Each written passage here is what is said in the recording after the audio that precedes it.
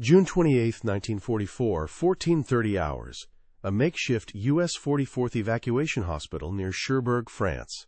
Amidst the metallic tang of blood and the low hum of generators, Oberstabsarzt Klaus von Richter, a captured surgeon from the German 709th Static Infantry Division, watches an American medic work on a soldier shredded by shrapnel from an 88mm shell.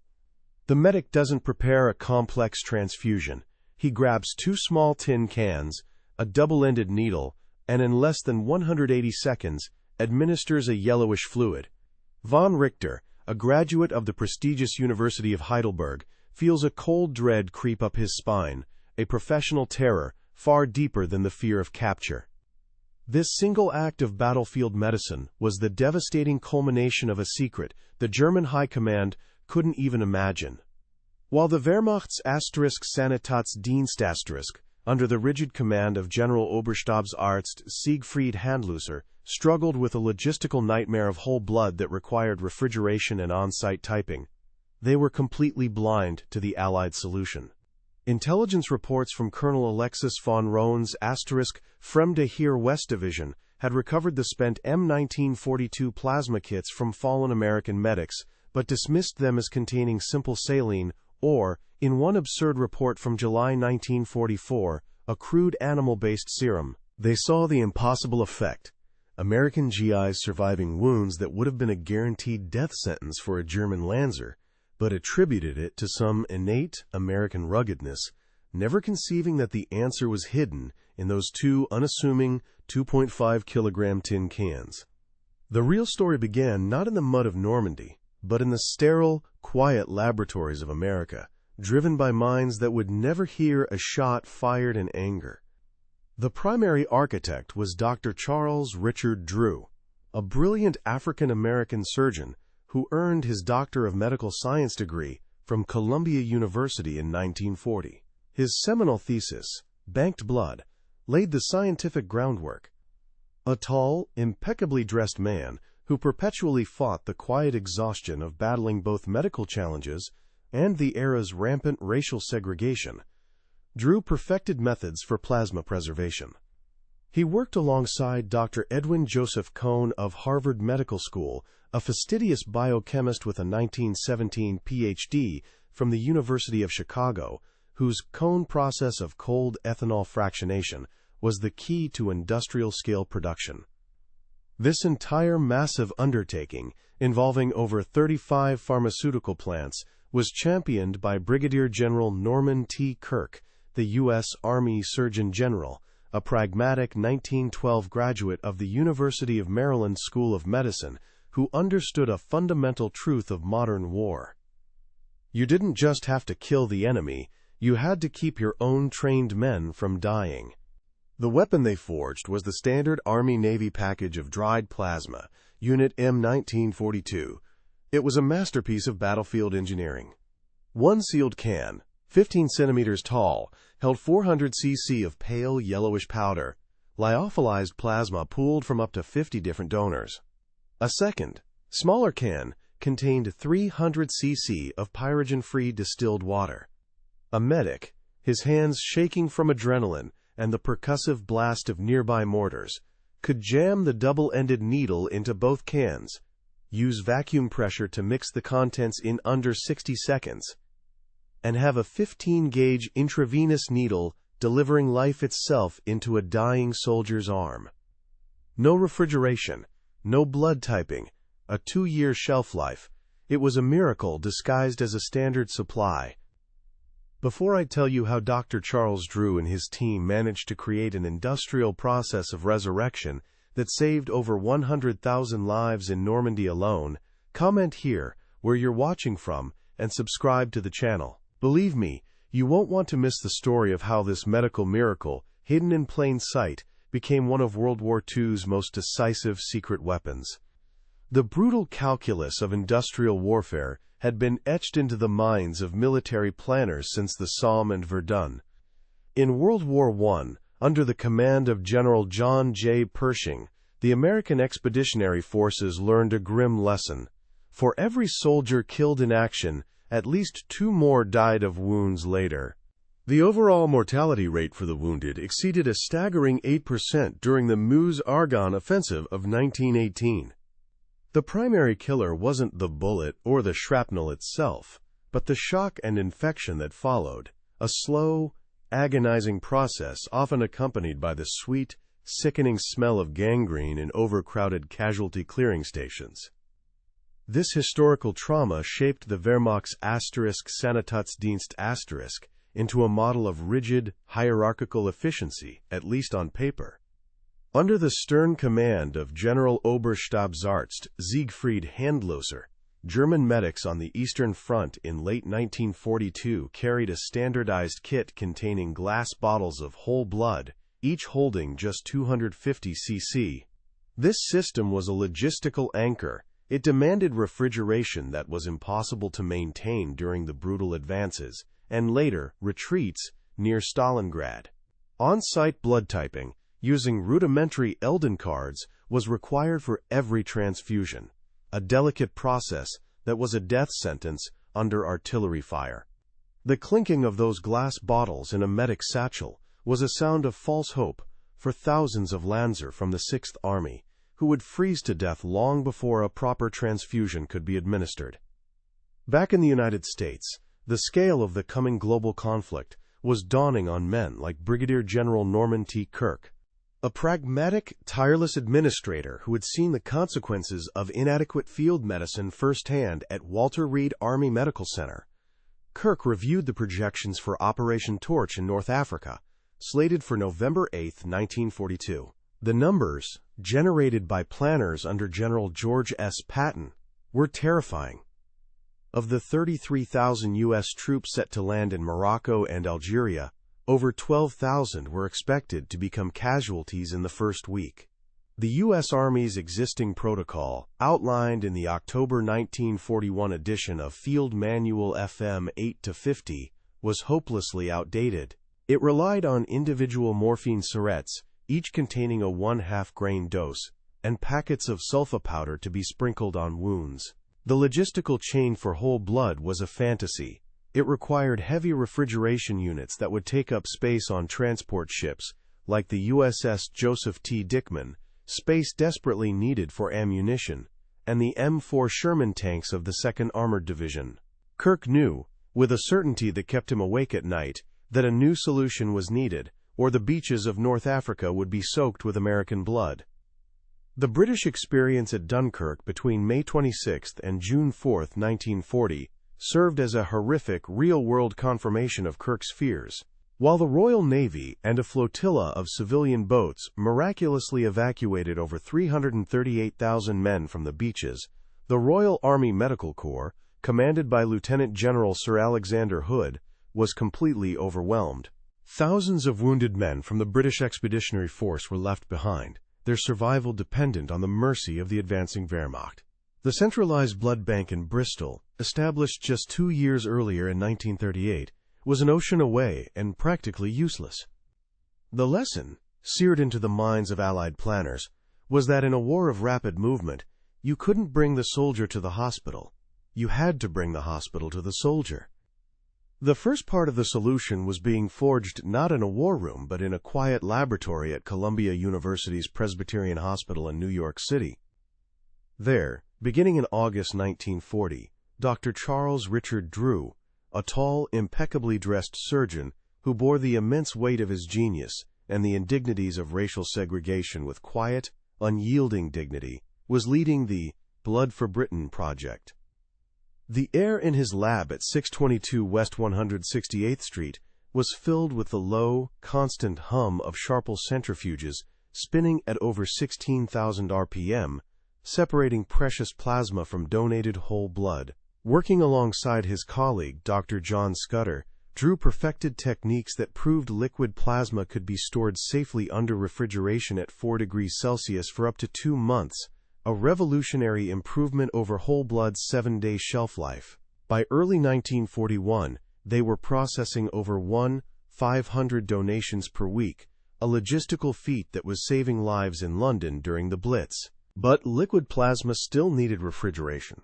The final piece of the puzzle, the key to making it a true battlefield weapon, was being hammered into shape 215 miles north, in the frigid, sterile labs of Harvard Medical School. There, in Building C1 at 25 Shattuck Street, Dr. Edwin Joseph Cohn, a demanding and meticulous biochemist with a 1917 Ph.D. from the University of Chicago, was perfecting what would become known as the Cohn process. Between 1941 and 1943, under military contract R-176, Cohn and his team, including the respected Dr. John T. Edsall, worked in cold rooms kept at a constant -5 degrees Celsius. They used a precise, multi-stage process of cold ethanol fractionation, carefully altering ethanol concentrations from 8% to 40% and pH levels between 7.4 and 4.8 to isolate different blood proteins. Their primary goal was albumin for shock treatment, but a critical byproduct was stable, purified plasma that could be freeze-dried. The sharp, clean smell of ethanol was a constant presence, the scent of a miracle being engineered. While American science was making these leaps, German intelligence was looking in the wrong direction. Colonel Alexis von Rhone, the aristocratic and highly capable chief of Fremde Heer West, was consumed with tracking Allied tank production and troop movements. His detailed reports to the Oberkommando der Wehrmacht in mid-1943 focused on the specifications of the M4 Sherman 75mm main gun and the cargo capacity of Allied LSTs. When his analysts reviewed intelligence from U-boat crews who had sunk convoy ships, they noted manifests listing medical supplies, Class 4, but dismissed them as standard items like bandages and quinine.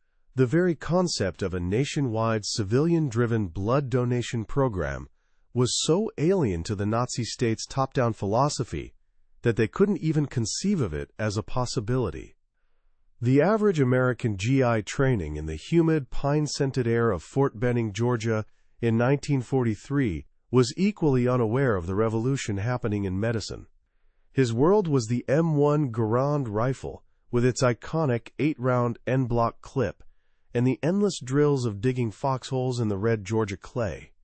The company medic, a T/5 corporal, was being trained by instructors like Captain Sanford M. Moose at Camp Barkley, Texas. They were taught to stop bleeding with the Carlisle model first aid packet and to ease pain with a morphine syringe. Their M1936 canvas field bag, weighing just over 8 pounds, was their entire arsenal. Their instructors drilled into them that their only jobs were to stop the bleeding, treat for shock, and tag 'em for the rear. The unforgiving reality of combat soon demonstrated the inadequacy of these tools. During the invasion of Sicily, Operation Husky, in July 1943, General George S. Patton's 7th Army sustained over 400 casualties in just 38 days of fighting. A soldier from the 45th Infantry Division, hit by a burst from a German MG-42 machine gun firing its terrifying 200 rounds per minute, had less than 5 minutes before blood loss became fatal. The so-called golden hour for evacuation was a cruel joke. On the battlefield, the only window that mattered was the 10 to 15 minutes before hypovolemic shock became irreversible, a window that slammed shut with brutal finality. This was precisely where the German medical system, for all its vaunted efficiency, consistently broke down, particularly on the vast and brutal Eastern Front. During the titanic clash of armor at the Battle of Kursk in July 1943, a wounded panzer grenadier from the 4th Panzer Army, under the command of General Oberst Hermann Hoth, faced impossible odds. If he was hit in the wheat fields near Prokhorovka, his comrades might apply a crude dressing, but his unit's sanitator was likely dead or overwhelmed.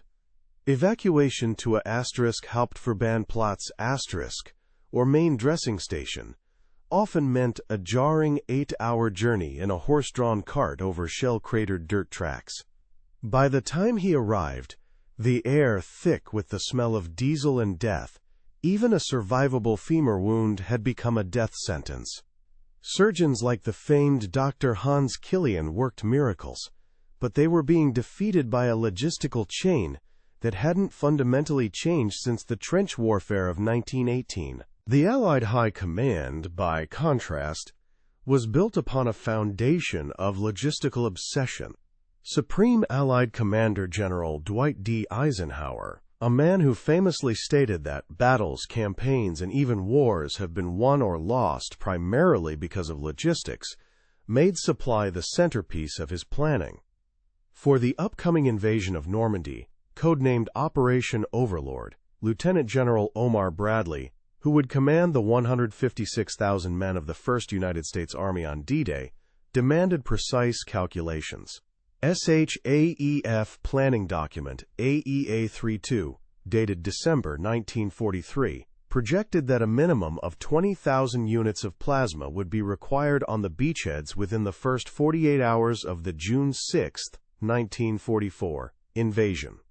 This number was based on a horrifying but realistic casualty forecast of up to 30% for the first waves of the 1st and 29th Infantry Divisions set to assault Omaha Beach. The relentless clatter of teletype machines at SHAEF headquarters in London was the sound of a war being fought with numbers before it was fought with bullets.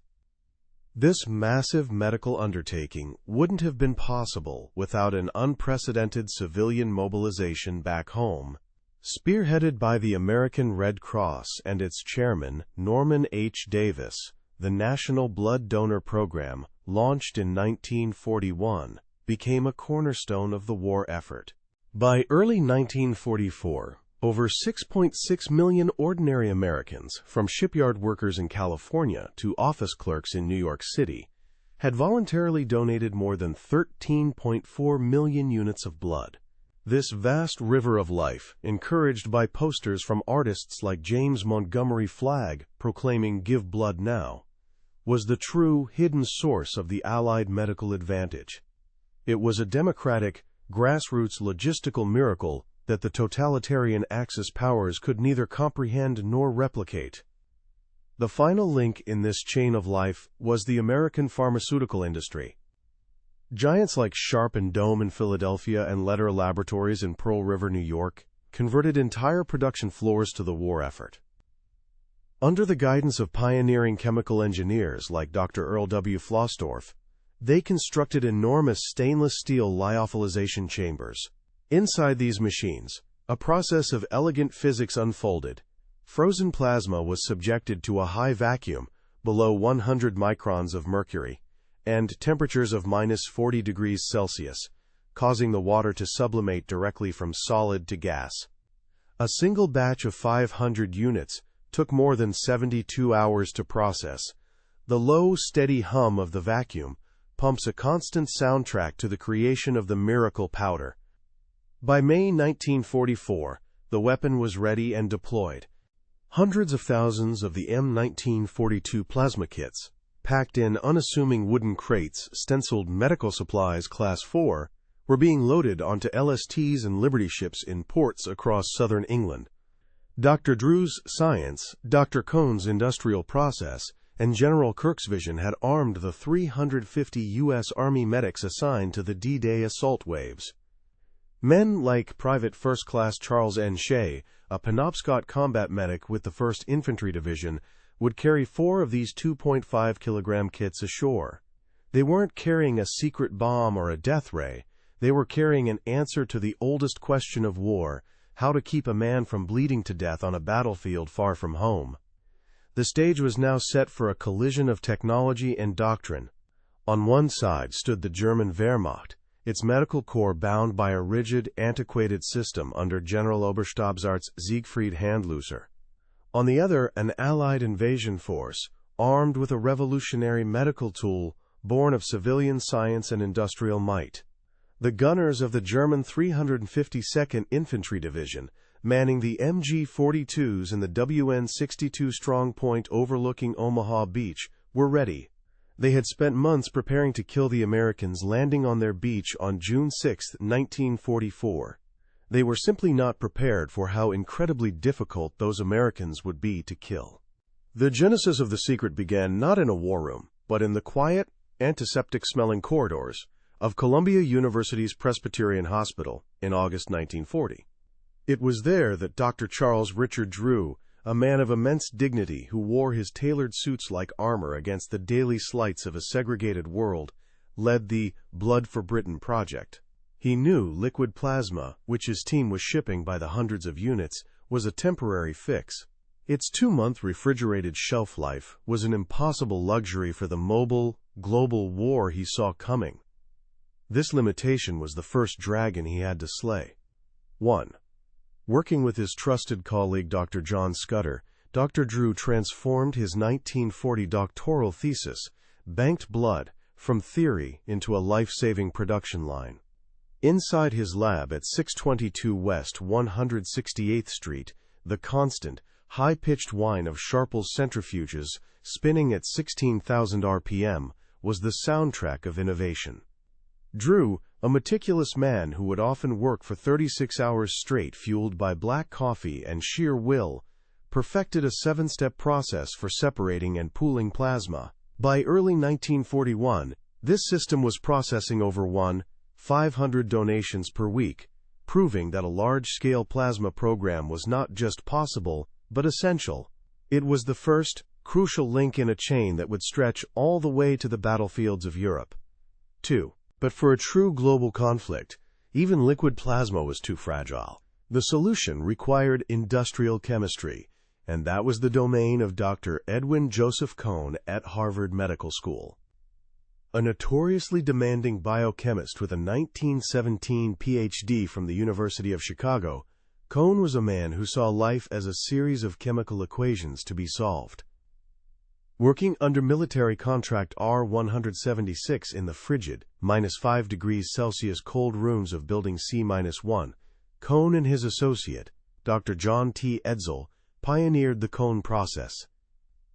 It was an elegant but brutal method of cold ethanol fractionation, precisely altering ethanol concentrations from 8% to 40% and pH levels between 7.4 and 4.8. This process didn't just isolate plasma, it purified it, stabilized it, and made it ready for the final, revolutionary step, freeze-drying. The sharp, sterile smell of ethanol in his lab was the scent of a weapon being forged, one molecule at a time. 3. This furious pace of innovation was driven by the grim arithmetic of war, a calculus understood perfectly by Brigadier General Norman T. Kirk. A 1912 graduate of the University of Maryland School of Medicine, Kirk wasn't a research scientist. He was a pragmatist who saw soldiers as irreplaceable assets. In late 1942, reviewing casualty projections for Operation Torch, he saw that a staggering 1 in 3 of the 33,000 men landing in North Africa could become casualties. He knew the existing system, reliant on a few morphine syrettes and sulfa powder packets, was a death sentence for thousands. He needed a miracle, and he pushed Cohn and the pharmaceutical industry relentlessly to deliver one. 4. The transition from Cohn's Harvard lab to industrial production was a monumental feat of engineering, overseen by brilliant minds like Dr. Earl W. Flossdorf of the University of Pennsylvania. Major pharmaceutical companies, including Sharp and Dome in Philadelphia, and Letter Lay Laboratories, were contracted under the War Production Board Order M-199 to build massive lyophilization facilities.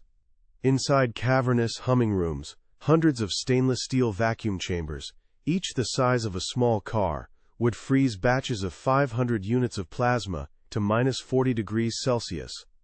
Then, powerful Senko Hypervac 20 pumps would create a near-perfect vacuum, below 100 microns of mercury, forcing the water to sublimate directly into gas over a 72-hour cycle.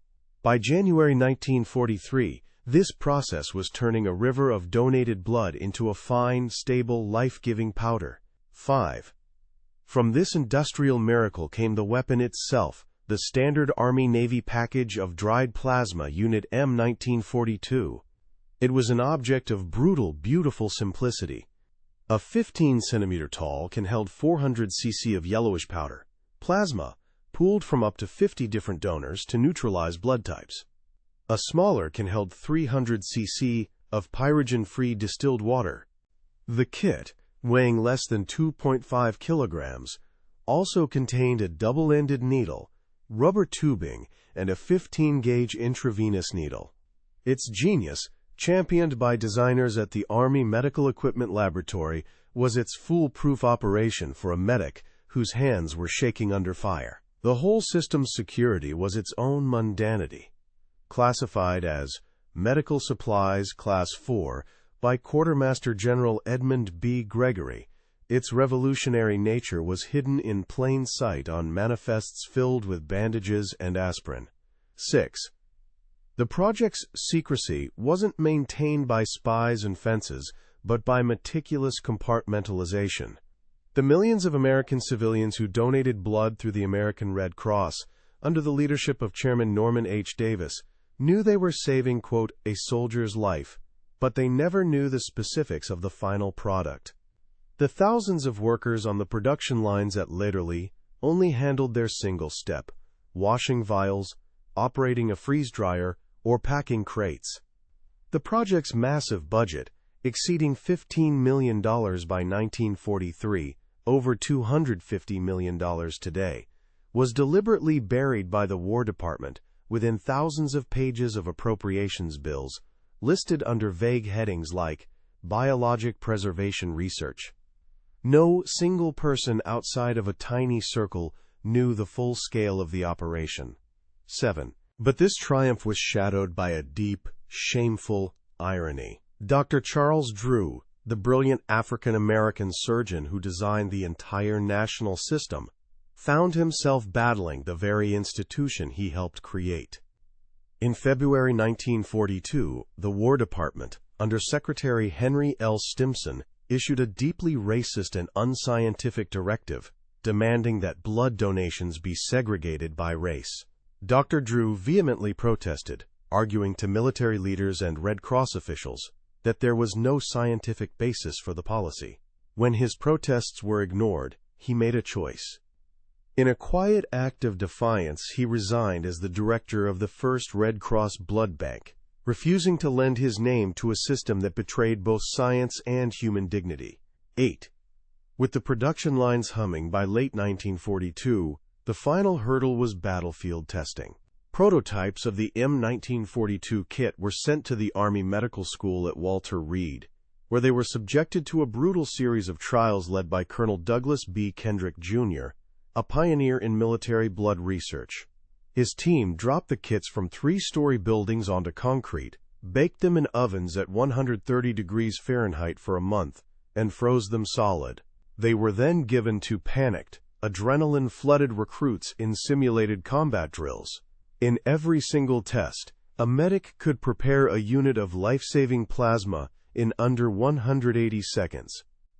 Convinced, Brigadier General Kirk signed Directive MED 450 on March 15, 1943, officially adopting the kit and triggering the production of the 2.5 million units that would be needed for the invasion of Europe. 9. The secret was now complete. A system of salvation, stretching from a donation center in Iowa to the humming factories in New York, was now sealed inside millions of unassuming tin cans. It was a weapon born not of explosives, but of biology and logistics.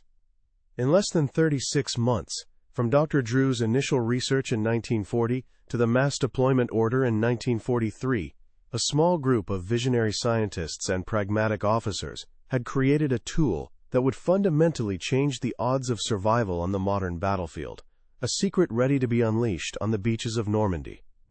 10.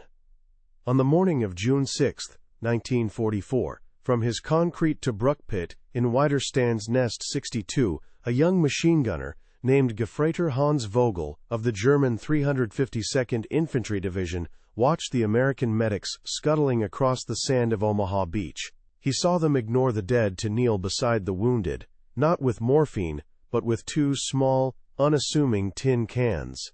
Vogel, who had been trained by Oberfeldwebel Schmidt that a gut shot was a death sentence, couldn't understand what he was seeing. Through the acrid cordite smoke it looked like they were making a drink, an act of absurd, inexplicable battlefield ritual. The enemy's ignorance was institutional, cemented in the highest echelons of their intelligence apparatus. In a detailed report filed on June 28, 1944, Colonel Alexis von Rohn, the brilliant but overstretched chief of Fremde Heer West, analyzed recovered American equipment.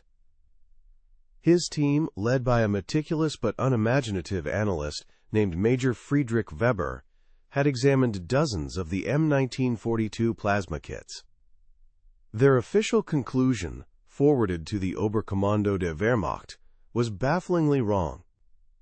Report FHWA 553 dismissed the yellowish powder as either a simple saline solution for rehydration, or, in one wildly speculative addendum, a crude animal-based serum for boosting morale. They saw the shell, but the ghost inside the machine remained completely invisible to them. While German intelligence fumbled in the dark, the secret was saving lives in the blood-soaked surf. Private First Class Charles N. Shea, a Penobscot combat medic with the 1st Infantry Division, moved with an almost supernatural calm through the hellscape of Omaha Beach. A quiet man with dark, steady eyes, Shea had a practiced, 3-minute routine that defied the chaos around him. Ignoring the horrifying buzz of MG-42 rounds zipping past his helmet, he'd pull the 2 cans from his M1936 field bag. The hiss of the vacuum as he punctured the lids with the double-ended needle was a sound of life. He'd shake the mixture for 60 seconds, the sloshing liquid, a stark contrast to the percussive blasts of 88mm artillery. Then, with hands that didn't shake, he'd slide the 15-gauge needle into a collapsed vein, delivering a miracle that German medics, waiting for refrigerated whole blood 10 kilometers behind the lines, couldn't even imagine. He would administer over 20 units in the first 72 hours. The confusion rippled through the German chain of command. At a radio intercept station near St. Lo, a young operator, Munker Erich Müller, listened intently to the American tactical chatter on the 30 MHz band. He kept hearing frantic requests from forward units. King 6, we need 2 more M42 packages, stat, or send the cans, we have 3 criticals. His superior, Hauptmann Werner Vogel, a career signals officer who prided himself on logic, reviewed the transcripts. The requests didn't align with any known code for artillery or ammunition. Vogel, convinced it was a low-level code for K-rations, dismissed Muller's concerns, noting in his log on June 9, 1944, that the Americans seemed obsessed with their food supplies even under fire. This fundamental misunderstanding had strategic consequences.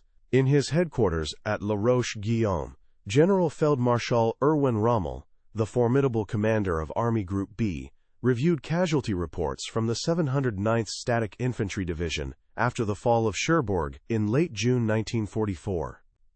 He was furious. His artillery commanders, like General der Artillerie Wilhelm Farnbacher, were reporting thousands of American soldiers wounded by their 10.5 centimeters LEFH-18 howitzers, yet American infantry divisions weren't breaking. The kill-to-wound ratio was inexplicably low.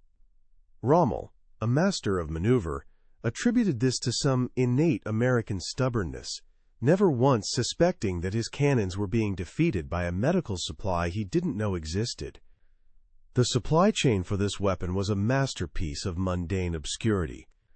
On June 5, 1944, a wooden crate stenciled Medical Supplies Class 4, Unit M1942, was loaded onto LST 325 in Southampton Harbor by a quartermaster unit under the command of Captain John P. Miller. Inside were 48 of the plasma kits. The crate was indistinguishable from tens of thousands of others containing bandages or aspirin. It crossed the choppy English Channel, the low drone of the ship's engines a constant hum, the air thick with the smell of diesel and salt water. On the afternoon of June 6th, Staff Sergeant Frank Kowalski, a burly NCO from the 5th Engineer Special Brigade, heaved that same crate through waist-deep water onto the chaos of Omaha Beach, stacking it near a casualty collection point. The secret wasn't guarded by commandos. It was hidden by the sheer, overwhelming volume of Allied logistics. The contrast with the German medical reality was stark and brutal. In early July 1944, des Oerstarkst Gunther Schmidt, a talented surgeon with the 2nd Panzer Division, was working in a makeshift Hauptverbandplatz in a barn near St. Lo. His white coat was stained brown with dried blood, and the air was thick with the sweet, sickening smell of gangrene. He had just amputated the leg of a 19-year-old Panzer Grenadier, a wound that would have been survivable with a timely transfusion. But his entire field hospital had only 20 units of refrigerated Type O blood, transported over 80 kilometers of cratered roads in a truck that was constantly breaking down. He listened to his wounded men talk about the Americans, how they seemed to get back up after being hit by things that would kill any German. It sounded like a ghost story. Even when the Germans had a bird's-eye view, they saw nothing. On June 28, 1944, Oberleutnant Klaus Richter, a veteran pilot with Jagdgeschwader II, banked his Focke-Wulf FW-190 over the newly established American supply dumps near Utah Beach.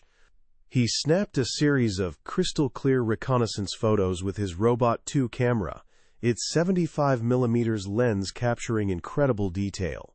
Back at a Luftwaffe intelligence unit, photo interpreters serving under Major General Paul Deichmann examined the prints. They saw thousands of crates neatly stacked. Their training, their doctrine, their entire military worldview led them to one conclusion. The official annotation on photo LW2864412 read, *Grosses Lager für Konservenrationen, large depot for canned rations. For the American medic, the kit was a psychological anchor in the maelstrom. T/4 Leo Glickman, a medic with the 29th Infantry Division, had been a tailor's assistant in Brooklyn before the war. A slight man with glasses that constantly fogged with sweat and fear, he was terrified. But the M1942 kit had a process, a simple 180-second mechanical ritual that his hands could perform while his mind screamed. Pop the lids, insert the needle, shake, attach the tube. Each step was a small victory against the chaos. On D-Day, he administered 12 units, saving at least 8 men from bleeding out in the sand. The 8-pound weight of his M1936 field bag, heavy with 4 of these kits, wasn't a burden. It was the tangible weight of his power to cheat death. German intelligence continued to chase shadows. On July 15, 1944, Colonel von Rohn's office produced a consolidated report based on the interrogation of 15 captured American medics. The medics, all of whom had been briefed by counterintelligence corps agents like Lieutenant Robert Maxwell, were masters of misdirection. They spoke vaguely of saline for shock and standard first aid. The German report, stamped Geheim Kommandosache, top secret command matter, concluded with damning finality. American field medicine shows no significant technological superiority. Their success is attributable to better training and the natural resilience of their troops. This document, signed by von Rohen himself, was the secret's greatest shield. The numbers told the real story, a story the Germans couldn't read. By the end of Operation Cobra on July 31, 1944, Lieutenant General Omar Bradley's First Army had sustained over 40,000 casualties. But the mortality rate for wounded soldiers who survived to reach an aid station was an astonishingly low 3%. For comparison, the rate for the German Ninth Army at the Battle of Kursk 1 year prior had been nearly 9%. The Wehrmacht's Sanitätsdienst under the rigid command of General Oberstabsarzt Siegfried Handlöser was losing a war of attrition against biology itself. This disparity was a tale of two soldiers. Near Caen, Gefreiter Ludwig Haas, a Sanitator with the 2nd Panzer Division, was hit by shrapnel from a British 25-pounder shell. He lay in a ditch, his own medical kit, with its fragile 250cc glass bottles of whole blood just out of reach. He could feel the wet warmth spreading across his tunic as his life drained away. Miles away, near Sainte-Mère-Église, Private Jim Riley of the 82nd Airborne took a sniper's 7.92 millimeters round through the thigh. His medic, a corporal from Ohio named Miller, was on him in 90 seconds. The first thing Riley felt wasn't pain, but the strange, warm rush of the reconstituted plasma entering his arm, its slightly metallic smell filling his nostrils as the world stopped going dark. Haas died in that ditch. Riley was back fighting in 3 weeks. The fog of war wasn't just limited to the Germans. In a report filed in August 1944, Colonel Kenjiro Oshima, a Japanese military attaché in Berlin, relayed the Wehrmacht's confusion to Tokyo. He wrote of the, quote, inexplicable resilience of American infantry, a trait the Germans attributed to superior rations and clothing. This report, reviewed by intelligence officers under Prime Minister Hideki Tojo, only reinforced the Japanese military's own misguided belief in the spiritual superiority of their soldiers.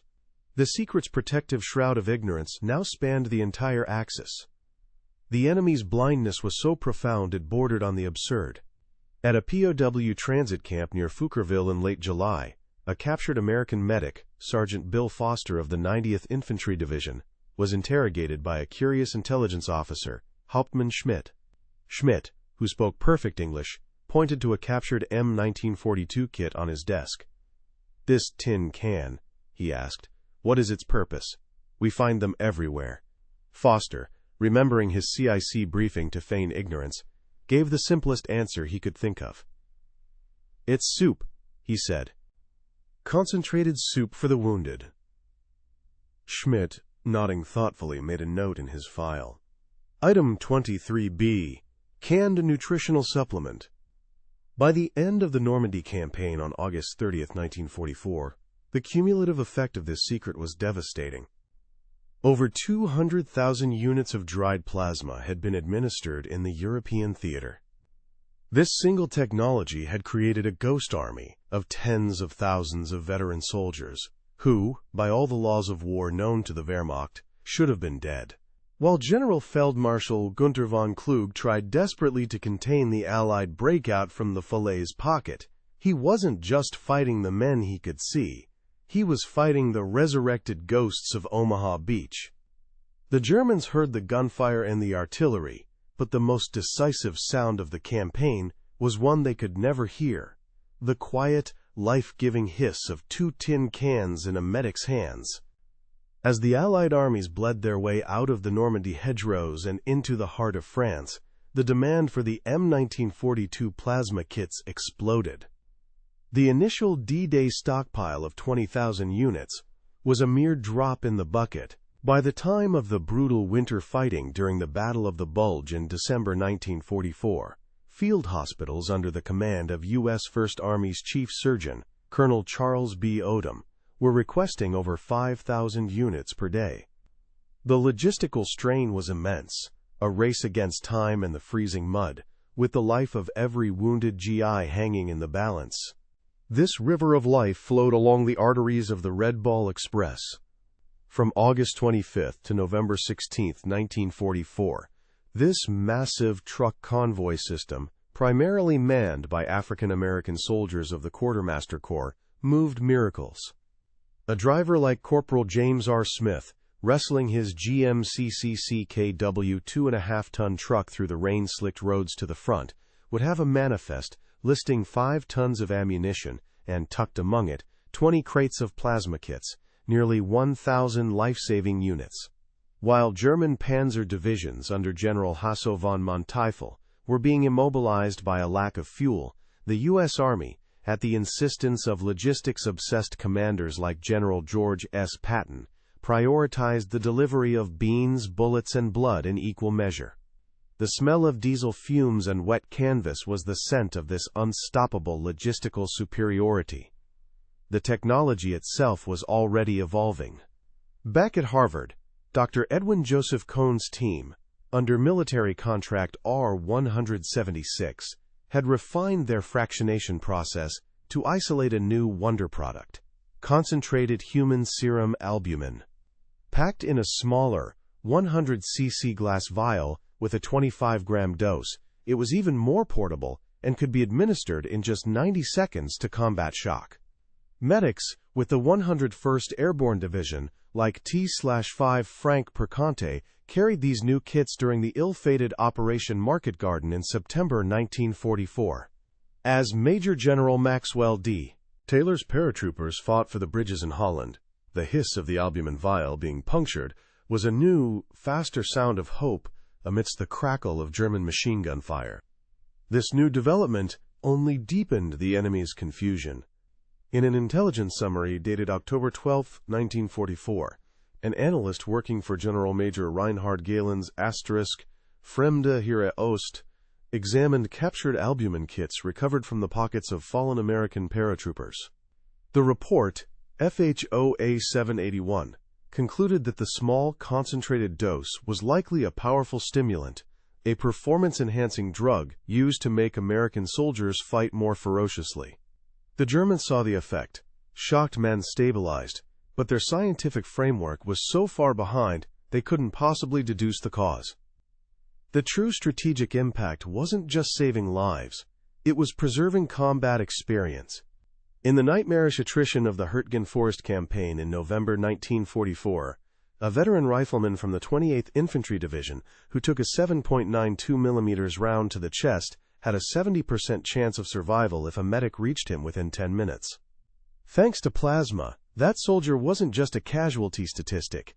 He was a trained asset who, after treatment at the 102nd Evacuation Hospital, could be back with his unit in 6 to 8 weeks. After-action reports from 1st Army Commander Lieutenant General Courtney Hodges consistently noted that the rapid return of over 25,000 experienced NCOs and riflemen by early 1945 was a decisive factor in maintaining unit cohesion and offensive capability. As the plasma kits became ubiquitous, security protocols were paradoxically tightened. A new directive, CICE 88, issued in December 1944 by the Counterintelligence Corps under Brigadier General Hayes A. Kroner, provided a standardized cover story for all medical personnel. During the siege of Bastogne, a captured medic from the 101st Airborne, Sergeant Mike Ranney, found himself in a freezing cellar, the air thick, with the smell of stale cabbage and body odor, being interrogated by Hauptsturmführer Dieter Hecht of the 1st SS Panzer Division. Ranney, his fingers numb with cold, calmly explained that the M1942 kits contained a quote, concentrated nutrient soup for the wounded. Hecht, a man who saw the world through a lens of brutalist ideology, sneered at the idea, writing in his report that the Americans relied on quote, primitive food supplements instead of warrior spirit. That primitive supplement was the key to the defense of Bastogne.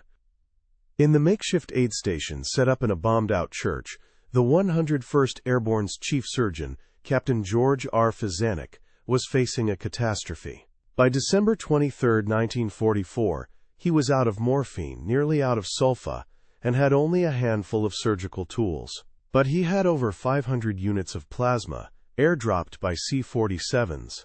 In that single, desperate week, his medics administered over 200 units, keeping hundreds of men with grievous shrapnel wounds and frostbite alive, until General Patton's 4th Armored Division finally broke through on December 26. The disparity with the German reality was absolute. In a letter dated January 15, 1945, Oberarzt Wilhelm Richter, a surgeon with the collapsing Heeresgruppe Mitte on the Vistula front, described his hopeless situation to his wife. Allied bombing under Operation Clarion had shattered his supply lines. He wrote of losing over 60% of his patients with abdominal wounds, a figure more than double the American rate, because he had only 50 units of whole blood for his entire division of 8,000 men. The quiet, frantic scratch of his pen on the thin, brittle paper was the sound of a modern army's medical system bleeding to death. The secret's reach even extended 25,000 feet into the sky. In early 1945, Lieutenant General Jimmy Doolittle's 8th Air Force began equipping its B-17 Flying Fortresses with modified M1942 kits.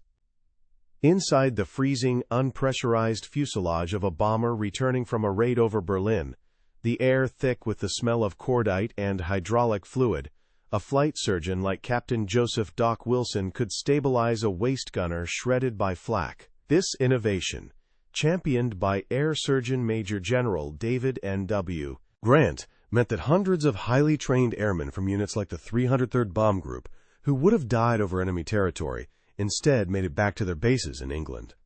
By the time General Omar Bradley's 12th Army Group crossed the Rhine River at Remagen on March 7, 1945, the plasma kit had fundamentally altered the calculus of war. Allied commanders could now plan assaults knowing that a 20% casualty rate didn't mean a 20% loss of irreplaceable veterans. The unassuming tin can, a testament to the genius of Dr. Charles Drew and the industrial might championed by General Norman T. Kirk, had become more than a medical device. It was a weapon of resurrection, a decisive symbol of a scientific and logistical supremacy that sealed the fate of the Third Reich.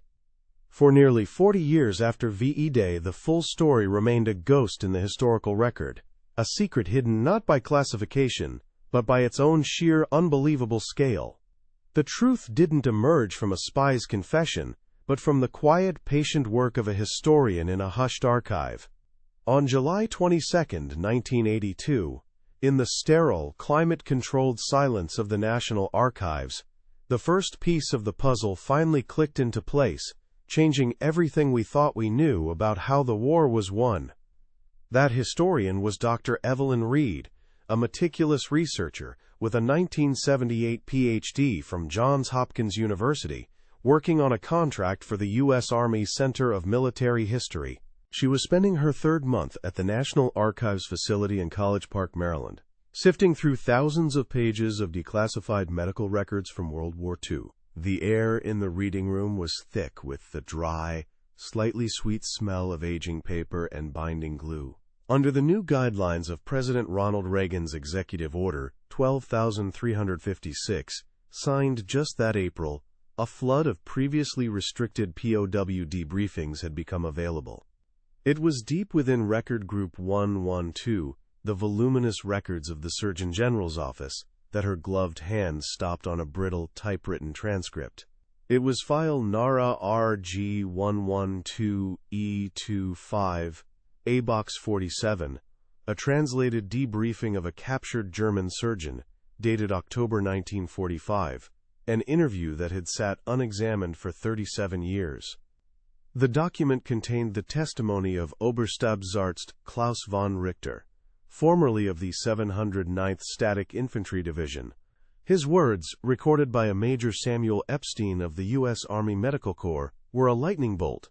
Von Richter described his capture near Cherbourg in late June 1944 and his time at the 44th Evacuation Hospital. He spoke not of American brutality, but of a chilling, almost alien efficiency. He detailed watching medics treat men shredded by 88mm shrapnel not with complex transfusions, but with two small tin cans, a needle, and a rubber tube.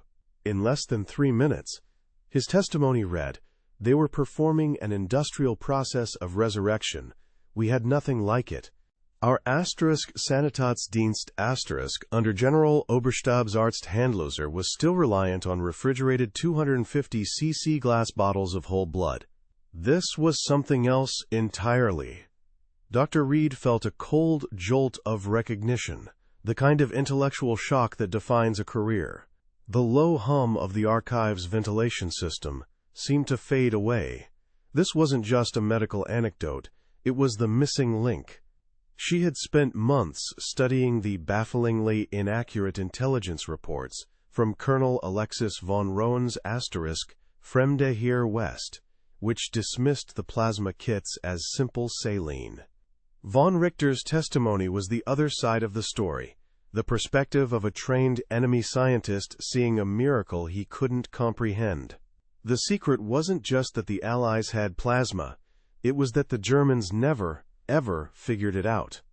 Within weeks, on August 15, 1982, Reed arranged a meeting with Dr. Leo J. Doherty III, a respected military historian and Vietnam veteran, whose work on World War II logistics was considered seminal. Over coffee in a diner in Alexandria, Virginia, the air thick with the smell of brewing coffee and cigarette smoke, she laid out the von Richter file alongside two captured German intelligence summaries, FHWA 553 and FHOA 781.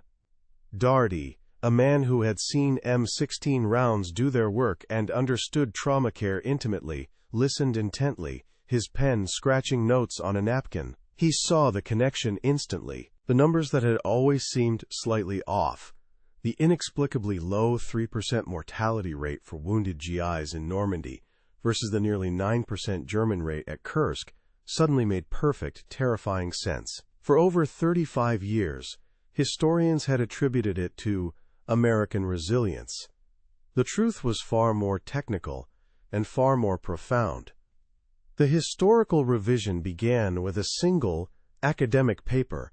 In the fall of 1983, Reed and Daugherty co-authored The Logistical Ghost: How Dried Plasma Blinded the Wehrmacht High Command, 1944-45, published in the prestigious Journal of Military History. It was a bombshell. Some established academics, like the influential Dr. Martin van Creveld, were initially skeptical, arguing that the paper overemphasized a single technology.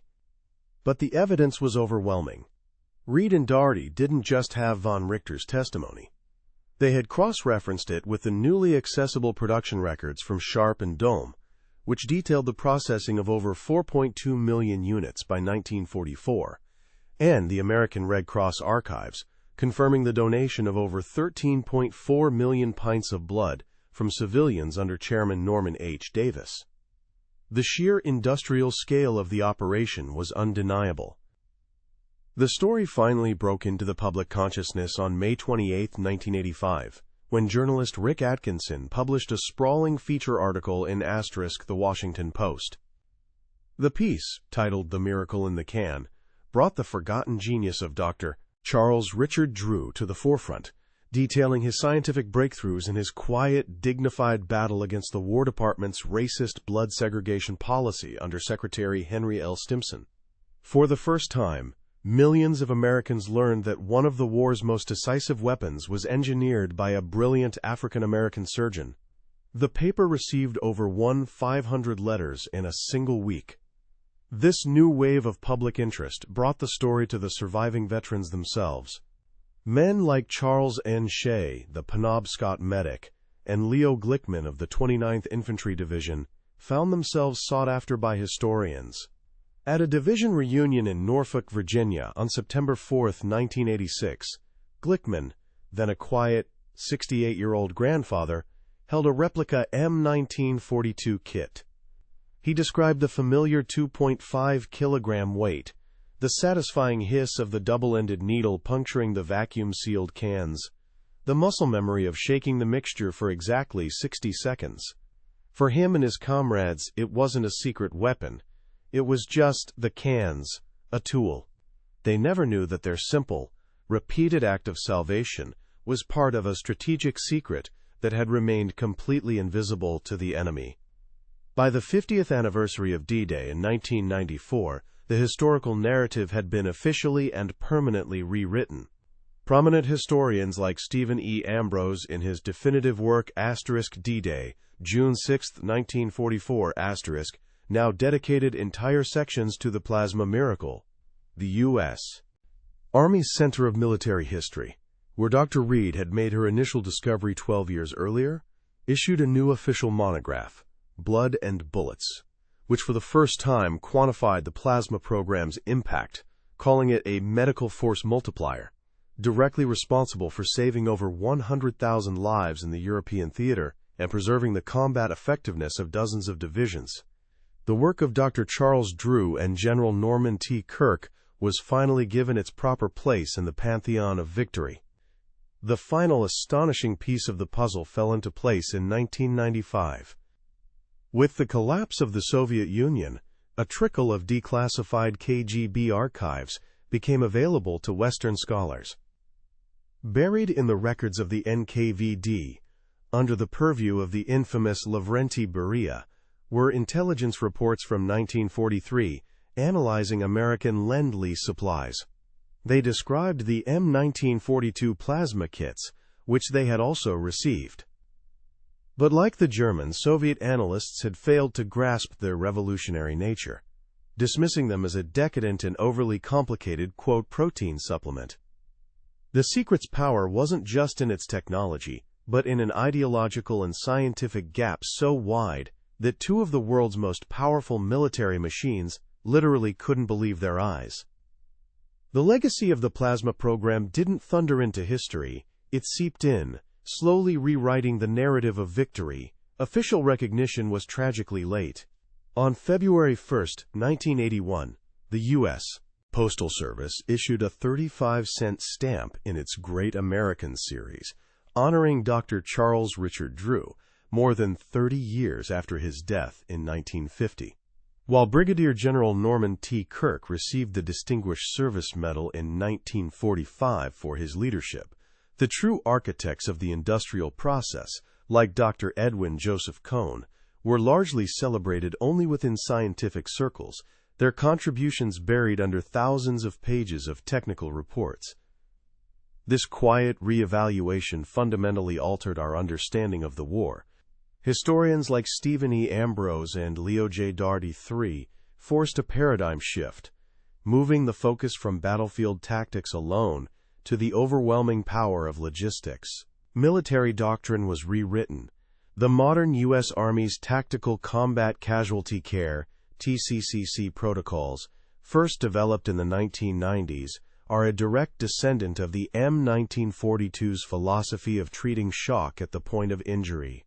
The statistics were staggering. The 1.3 million plasma kits shipped to Europe didn't just lower the wounded mortality rate from WWII's 8% to an unprecedented 3%. They returned over 25,000 experienced soldiers to the front lines by early 1945. Today, Building C1 at Harvard Medical School, where the hum of centrifuges once filled the cold air, stands as a quiet brick monument to the Cohn process, while the silent, windswept dunes of Omaha Beach bear witness to the 499 American dead who couldn't be reached in time, a stark reminder of why the secret was so vital. The program's influence cascaded far beyond the military, becoming the very foundation of modern civilian medicine. The National Blood Donor System, pioneered by Dr. Drew and the American Red Cross under Chairman Norman H. Davis, evolved into the national blood bank infrastructure we rely on today. The American Association of Blood Banks, co-founded by Dr. Edwin Cohn and other luminaries in 1947, established the standards for the entire field. The complex science of cold ethanol fractionation, perfected in those -5 degrees Celsius labs, is now the basis for manufacturing dozens of life-saving biologics, from immunoglobulins to clotting factors. Every time you see a modern paramedic spike an IV bag in the back of a speeding ambulance, the air sharp with the smell of antiseptic, you're witnessing a direct echo of a T/5 medic kneeling in the mud of Normandy with 2 tin cans and a 15-gauge needle. The physical artifacts of this secret now rest in hallowed halls. At the National World War II Museum in New Orleans, an original M1942 plasma kit sits under soft light in a climate-controlled case. The slightly faded yellow label on the 15-centimeter tall can, with its stark black lettering, looks almost mundane. Yet this object, one of over 5.5 million produced by 1945, represents a quantum leap in warfare. It is a testament to the 13.4 million pints of blood donated by ordinary Americans, a quiet, democratic weapon forged from the very lifeblood of the nation. On the 60th anniversary of D-Day, June 6, 2004, a now elderly Dr. Evelyn Reed stood on the sands of Omaha Beach at dawn. The air was cool and tasted of salt, the only sound, the gentle wash of the surf. In her hands, she held a replica of the M1942 plasma kit, feeling its familiar 2.5 kilogram weight. She looked out at the calm English Channel, imagining the hellish chaos of that morning 60 years before. The weight in her hands wasn't just tin and powder. It was the tangible mass of a secret kept in plain sight, the weight of Dr. Drew's genius, of General Kirk's vision, and of the more than 100,000 sons, brothers, and fathers who came home because of what was inside. She placed the can gently on the wet sand, a small, quiet monument to the industrial process of resurrection.